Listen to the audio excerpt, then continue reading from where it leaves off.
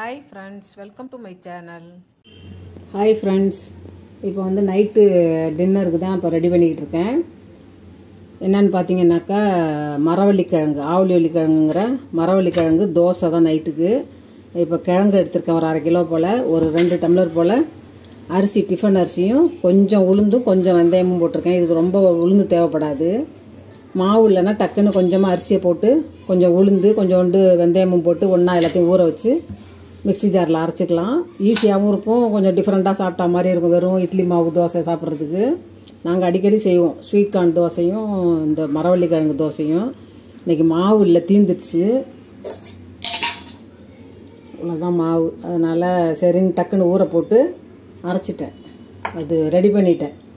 இப்போ மரவள்ளிக்கிழங்கு தோசைக்கு அரிசி, கொஞ்சம் உளுந்து, கொஞ்சம் வெந்தயம் ஊறுது, கிழங்கு, உப்பு, எண்ணெய், சோம்பு, காஞ்ச மிளகா, ஒரு 5-6 காஞ்ச மிளகா, இது வந்து வெங்காயம் போடணும். வெங்காயமும் கருவேப்பிலையும் அரைச்சிட்டு அதில் கலந்துக்கிறதுக்கு வதக்கி கொட்டி தோசை மாதிரி ஊற்றிக்கலாம். கேரட் இருந்ததுன்னா ஒன்று போட்டிங்கன்னா அப்படி கலர்ஃபுல்லாக இருக்கும், நல்லாயிருக்கும். கேரட் இல்லை, அதனால் இது வரைக்கும் தோசைக்கு. இது பார்த்திங்கனாக்கா சுண்டக்காய் சட்னி அரைக்க போகிறேன். சுண்டைக்காயை வதக்கிட்டு சட்னி அரைக்க போகிறேன்.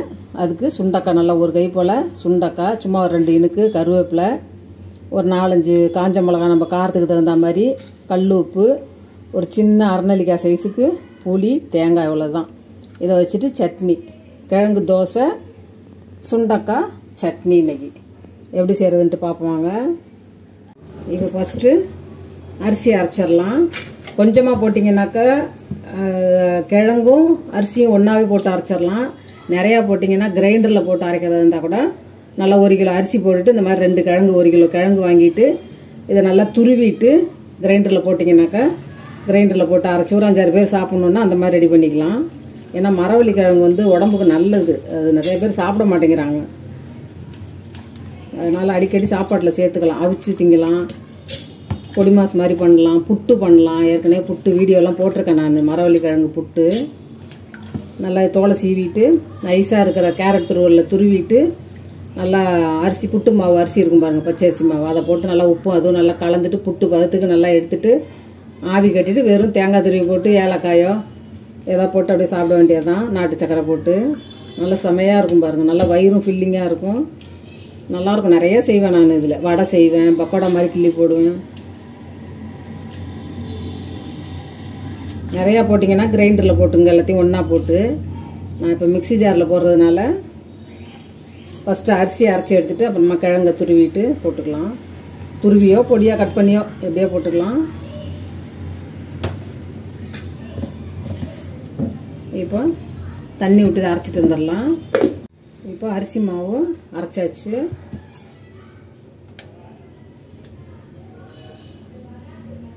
ரொம்ப நைஸாகவும் இல்லாமல் ரொம்ப கொரகொரப்பாகவும் இல்லாமல் ஒரு மாதிரி அரைச்சிக்கோங்க.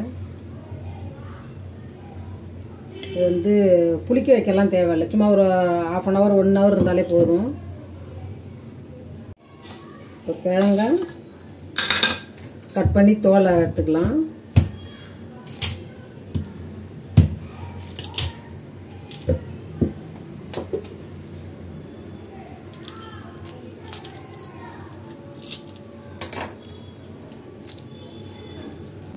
தோலை உரிச்சிட்டு ஒரு கழுவு கழுவிக்கலாம், மண்ணுக்குன்னு தூசி எதுவும் இருக்கும்.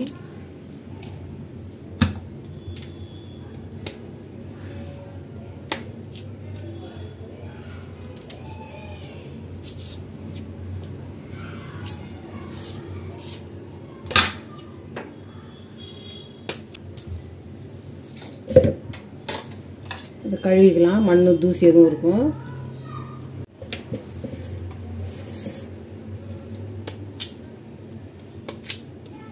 இப்படி நறுக்கியும் போடலாம், துருவி போடுறதுனாலும் துருவி போட்டுங்க. அது கொஞ்சம் லேட்டாகும். இதுனாக்கா அப்படியே கீத்தா அப்படியே பத்த நடுவில் இருக்க காம்பை மட்டும் எடுத்துட்டு, நரம்பு மாதிரி இருக்கும் நடுவில், அது வேண்டாம். இதே போல் எல்லாத்தையும் கட் பண்ணி போட்டுக்கலாம். இப்போ ஒரு கிழங்கையும் அப்படியே கட் பண்ணி போட்டாச்சு. துருவ முடிஞ்சால் துருவி எடுத்துக்கோங்க. இதில் சோம்பு போட்டுக்கலாம், காஞ்ச மிளகா போட்டுக்கலாம், ரொம்ப காரம் தேவையில்லை, சும்மா கொஞ்சம் லைட்டாக காரம் இருந்தால் போதும். நான்லாம் சும்மாவே சக்கரை தொட்டே சாப்பிடுவேன் பாருங்கள். சும்மாவே சாப்பிடுவேன், சக்கரை தொட்டும் சாப்பிடுவேன். அப்படியே காஞ்ச மிளகா போட்டுக்கலாம். குறப்பா அப்படியே லைட்டாக குறப்பா அரைச்சி எடுத்துடலாம். இப்போ கிழங்கு, காஞ்ச மிளகா, சோம்பு 3 அரைச்சாச்சு.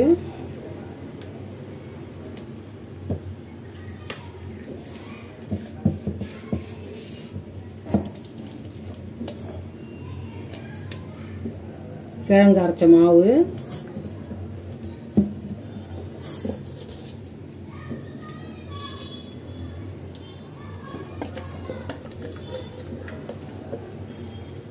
ஒரு 2 டம்ளர் அரிசியும் ஒரு 1/2 கிலோ கிழங்கு தான் போட்டிருக்கேன். 4-5 பேர் தாராளமாக சாப்பிட்லாம் பாருங்கள். ஒரே மாதிரி போர் அடிச்சுக்கிட்டு தோசை இட்லின்னு சாப்பிட்றதுக்கு டிஃப்ரெண்ட்டாகவும் சாப்பிட்லாம், ஹெல்த்துக்கும் நல்லது பாருங்கள். கொஞ்சோண்டு தண்ணி விட்டு அரைச்சி ஊற்றிடலாம். அப்படியே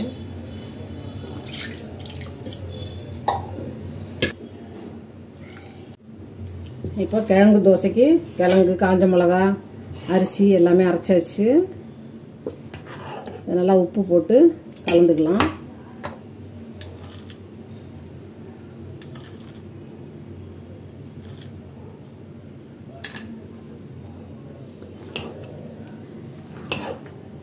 உங்களுக்கு வெங்காயம், கருவேப்பிலையெல்லாம் போடாமல் இப்படியே ஊற்றுனீங்கனாலும் நல்லா தான் இருக்கும்.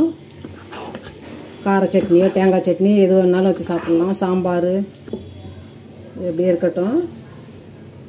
வெங்காயமும் பொடியாக கட் பண்ணிட்டேன். கருவேப்பிலை எடுத்து வச்சுருக்கேன். கருவேப்பிலை வதக்க வேண்டாம், சும்மா அப்படியே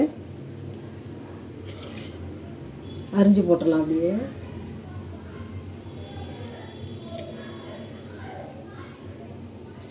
கருவேப்பிலை இஷ்டத்துக்கு போடுவோம் பாருங்கள். நிறைய கருவேப்பிலை சேர்ப்பேன் நான் எப்பயுமே. கலர்ஃபுல்லாக அங்கங்கே கருவேப்பிலையும் அப்படியே அந்த ஆரஞ்சு கலரில் அந்த கேரட்டும் இருக்கிறது நல்லாயிருக்கும் பார்க்குறதுக்கு. பிள்ளைங்களும் நல்லா இன்ட்ரெஸ்டிங்காக சாப்பிடுவாங்க கலர்ஃபுல்லாக. இப்போ வெங்காயத்தை வதக்கி போட்டுட்டு சுண்டக்காய் சட்னிக்கு வதக்கிக்கலாம். அப்படியே இப்போ தோசைக்கு வெங்காயத்தை வதக்கி போட்டுக்கலாம். சும்மா 1 ஸ்பூன் போல் போட்டு எண்ணெய் விட்டுட்டு வெங்காயத்தை வதக்கி இதில் போட்டுடலாம். அப்படியே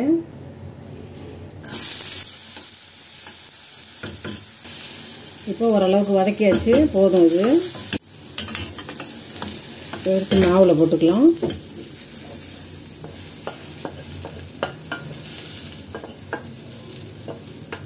ஒரு 1/2 அன் ஹவர் கழித்து ஊற்றிக்கலாம். இப்போ சுண்டக்காய் சட்னிக்கு கொஞ்சமாக எண்ணெய் விட்டுக்கலாம். காஞ்ச மிளகா போட்டுக்கலாம்.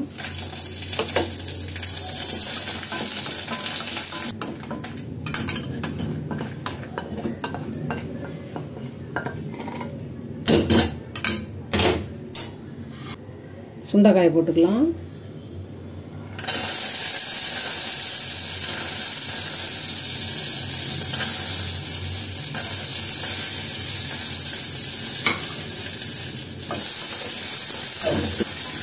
நல்லா வதக்கிடலாம். சுண்டைக்காயை வதக்கிட்டு லாஸ்ட்டாக ஒரு 2-3 கொத்து கருவேப்பிலையும் போட்டு வதக்கிட்டு போட்டு அரைச்சோம்னா சுண்டைக்காய் சட்னி. ஏன்னா இப்போ குழம்புலாம் போட்டால் எல்லாம் ஓரமாக ஒதுக்கி வச்சுருக்குதுங்க.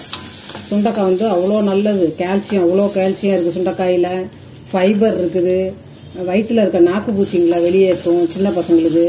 ஆனால் வச்சோன்னா குழந்தைங்க சாப்பிட மாட்டாங்க கண்டிப்பாக. நீங்கள் இந்த மாதிரி சட்னி மாதிரி அரைச்சிட்டு கொடுத்தீங்கன்னா தெரியாது என்ன சட்னி அரைச்சிங்கன்னு தெரியாது பிள்ளைங்களுக்கு. அப்படியே கொடுத்துடலாம். சுண்டைக்காய் சாப்பிடாதவங்களுக்கு இது ஒரு ஐடியா உங்களுக்கு.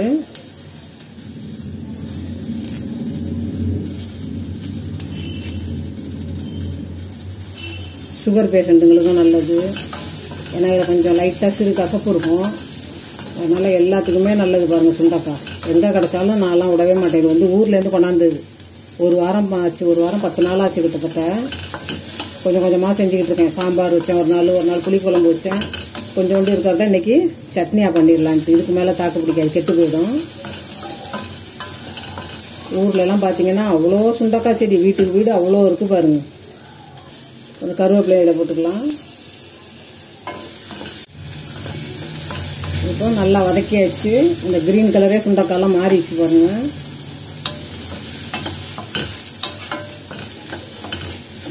மலை சுண்டைக்காய் தான் கசக்கும்பாங்க. நம்ம வீட்டுகளில் தோட்டத்தில் இருக்கிறதெல்லாம் நாட்டு சுண்டைக்காய் கசக்காது. இப்போ லேசாக லைட்டாக சிறு கசப்பு இருக்கும். அதனால் வாங்கி குழந்தைங்களுக்கு சின்ன பிள்ளைங்களுக்கெல்லாம் கொடுத்து பழகுங்க. வயிற்றில் இருக்க பூச்சியெல்லாம் போகும். நம்ம அதுக்குன்னு தனியாக நம்ம மருந்து கொடுக்க வேண்டியதில்லை பாருங்கள். ஒரு மாதத்தில் ஒரு 2 நாளும் வாங்கிட்டு இந்த மாதிரி சட்னியோ குழம்போ ஏதாவது வச்சு பிள்ளைங்களுக்கு தெரியாமலே சாப்பாட்டில் கலந்து கொடுத்துருங்க. இப்போ போதும், ஸ்டவ் ஆஃப் பண்ணிடுறேன். இதை ஆறிக்கிட்டு இருக்கட்டும். இப்போ மிளகாயில் புளி போட்டுக்கலாம் கொஞ்சோண்டு.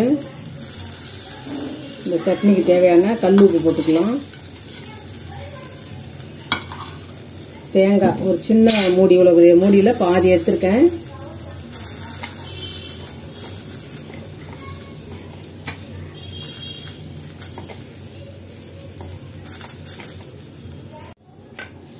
இப்போ புளி, உப்பு, மிளகா, தேங்காய் எல்லாம் போட்டாச்சு. ஒரு சுட்டு விட்டுட்டு அதுக்கப்புறம் போட்டுக்குவோம். இப்போ வதக்கி வச்சுருக்க சுண்டைக்காயை போட்டுக்கலாம்.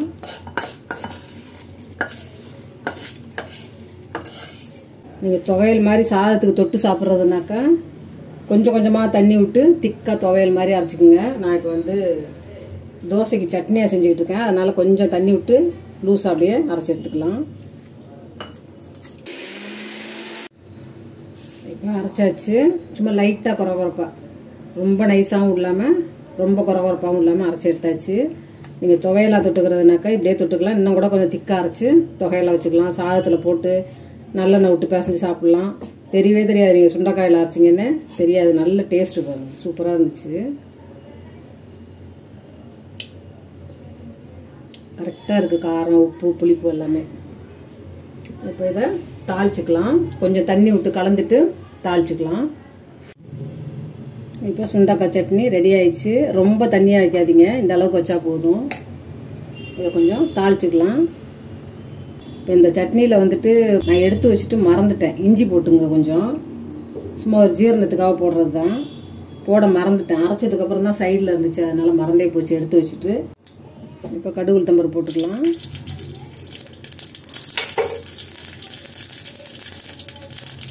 கருவேப்பிலை போட்டுக்கலாம்.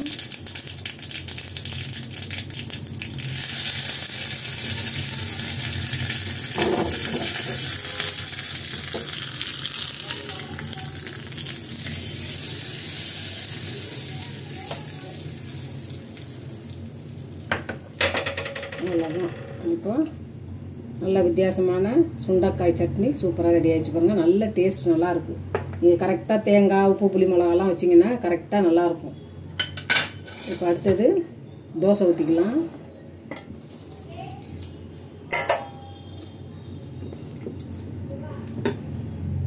கொஞ்சமாக தண்ணி விட்டு கலந்துக்கலாம். இப்போ தோசைக்கல் காஞ்சிடுச்சு நல்லா.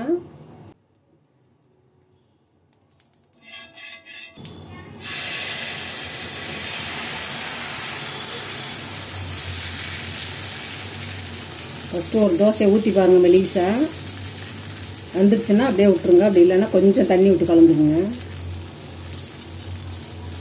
ரொம்ப மொத்தமாக ஊற்றினா அடை மாதிரி ஆகிடும், தோசை மாதிரி இருக்காது. அதுதான்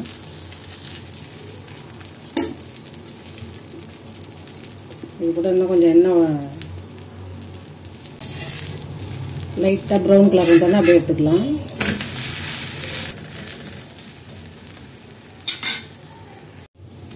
இப்போ கிழங்கு தோசை ரெடி ஆயிடுச்சு.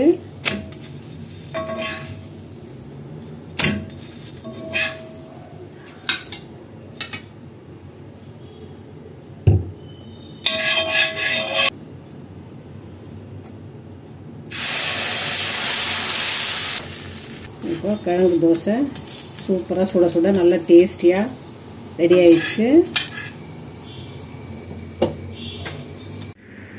இப்போ மரவள்ளி கிழங்கு தோசையும் சுண்டைக்காய் சட்னியும் ரெடி ஆயிடுச்சு பாருங்கள்.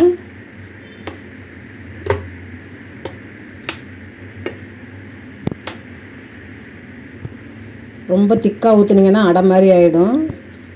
ஓரளவுக்குனாலும் கொஞ்சம் தோசை மாதிரி இப்படி ஊற்றி எடுத்துக்கோங்க. இப்போ சட்னி வச்சு சாப்பிட்டு பார்க்கலாம்.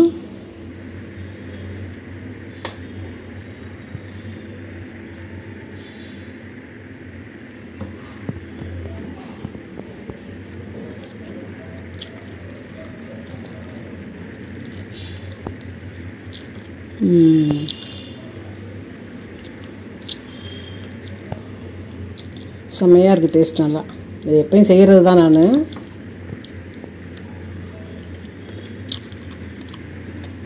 சூப்பராக இருக்கும். எடுத்துகிட்டு போய்ட்டு சாப்பிட போகிறேன். நீங்களும் ட்ரை பண்ணி பாருங்கள். ரொம்ப நல்லாயிருக்கும், உடம்புக்கு ரொம்ப நல்லது பாருங்கள்.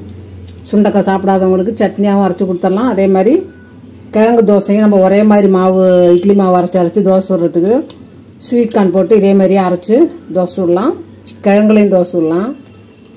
ட்ரை பண்ணி பார்த்துட்டு கமெண்ட் பண்ணுங்கள், ஷேர் பண்ணுங்கள். என்னோடய வீடியோ பிடிச்சிருந்ததுன்னா ஒரு லைக் கொடுங்க.